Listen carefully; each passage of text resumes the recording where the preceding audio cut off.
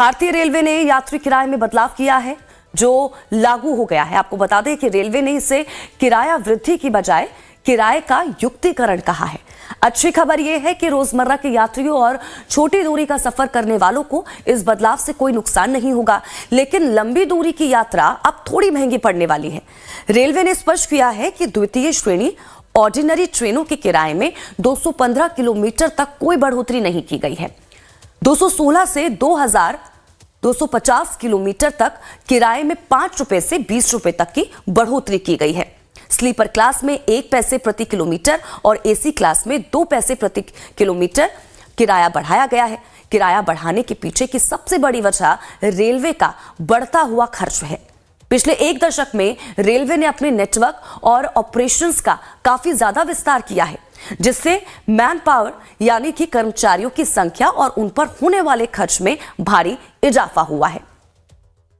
तो आज से देखिए, ट्रेन का किराया महंगा हो चुका है और कहीं ना कहीं इसका असर जो है वो यात्रियों की जेब पर पड़ता हुआ नजर आएगा। हालांकि जो रोजाना यात्री सफर करते हैं, जो अब कम डिस्टेंस पर सफर करते हैं, उनके लिए तो कहीं ना कहीं राहत की खबर है, उनको कोई दिक्कत नहीं होगी, किराया नहीं बढ़ेगा। लेकिन जो लंबी दूरी की यात्रा तय करते हैं उन पर इसका असर जरूर पड़ेगा। जो नई किराया सूची लागू की गई है उसमें उपनगरीय और मासिक सीजन टिकट में किसी प्रकार का बदलाव नहीं लाया गया है। इसी तरह से सामान्य श्रेणी की गाड़ियों में 215 किलोमीटर की यात्रा पर जो किराया है वह अपरिवर्तित है, यानी कि जो पहले से रेट है उसी दर पर किराया लिया जाएगा। इसके अलावा जो मेल एक्सप्रेस ट्रेनें हैं उसमें 2 पैसे प्रति किलोमीटर की दर से किराए में वृद्धि की गई है, जबकि जनरल क्लास की जो ट्रेनें हैं उसमें 215 किलोमीटर से अधिक के ट्रेवल पर 1 पैसा प्रति किलोमीटर की दर से वृद्धि की गई है। ये जो नया किराया है वह 26 दिसंबर की मध्य रात्रि से लागू हो रहा है।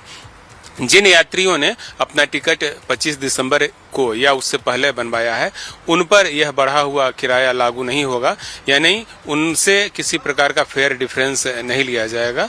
भारतीय रेलवे ने यह जो कोशिश की है इसके माध्यम से हम लोगों ने किराया को तर्कसंगत बनाते हुए अगले 3 महीनों में या 3.5 महीनों में कहिए 600 करोड़ रुपए के आसपास राजस्व, अतिरिक्त राजस्व अर्जित करने का लक्ष्य रखा है। यात्रियों पर इसका जो प्रभाव है बहुत कम होगा। तो रजनीश ज्यादा जानकारी के साथ हमारे संवाददाता इसी खबर पर हमारे साथ लाइव जुड़ चुके हैं। सीधा रुख रजनीश का करेंगे, जानकारी लेंगे। रजनीश, आज से रेल का जो किराया है वो बढ़ चुका है। अब सबसे पहले तो जानकारी इसको लेकर दीजिएगा, क्योंकि इसका सीधा सीधा असर जो है वो आम जनता पर पड़ता हुआ नजर आ रहा है, खासकर कि जो लोग लंबी दूरी की यात्रा करते हैं। क्या जानकारी इसको लेकर अपडेट? देखिए, आज से जो किराया बढ़ा है उससे असर तो पड़ेगा भाड़े पर। भले 1 रुपये प्रति किलोमीटर बढ़ा हो, एसी क्लास के लिए और एक्सप्रेस के लिए 2 रुपये प्रति किलोमीटर बढ़ा हो, लेकिन ये जो किराया बढ़ा है, कहते हैं बूंद बूंद से तालाब भरता है, तो रेलवे भी बूंद बूंद से तालाब भरने की कोशिश में है। यानी इंडिविजुअल इफेक्ट कम दिखे, लेकिन अगर होलसम में देखे तो इसका स्नोबॉल इफेक्ट जो है वो बड़ा हो। अब जैसे 3 महीने का 600 करोड़ रुपए का टारगेट रखा गया है। रेलवे की ये दलील है कि इंफ्रास्ट्रक्चर का कॉस्ट बहुत ज्यादा है, ऑपरेशनल कॉस्ट रेलवे का बहुत ज्यादा है, लगातार इंफ्रास्ट्रक्चर डेवलपमेंट पर रेलवे काम कर रही है, तो ऐसे में रेलवे को इस तरीके के फंड की जरूरत पड़ती है। लेकिन खास बात यह है कि देखिए, इस साल ये दूसरी बार किराया बढ़ा है। 2020 के बाद रेलवे का किराया बढ़ा नहीं था। इसी साल 1 जुलाई को भी इसी तरीके से किराया बढ़ाया गया था, 1 रुपये प्रति किलोमीटर नॉन एसी के लिए और 1 पैसे प्रति किलोमीटर नॉन